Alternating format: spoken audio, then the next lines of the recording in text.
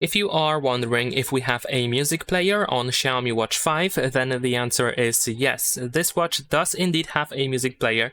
If you press the crown, then over here you should be able to find the music player, or actually I believe it is called media player instead, and you can control music with your smartwatch. But you cannot really play your own music from the smartwatch. You can't really transfer music to the Xiaomi Watch 5 and then play that music just with your smartwatch.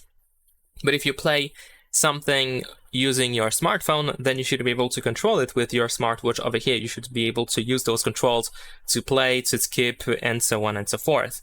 And in addition to that, we can use other music apps, streaming platforms like, for example, YouTube Music. You can get the YouTube Music app and use it on your Xiaomi Watch 5.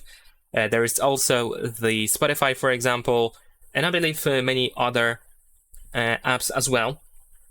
So you should still be able to use them with your Xiaomi Watch 5, but if you want to play music locally, unfortunately you will not be able to do so. So that's pretty much it. Leave a like and subscribe.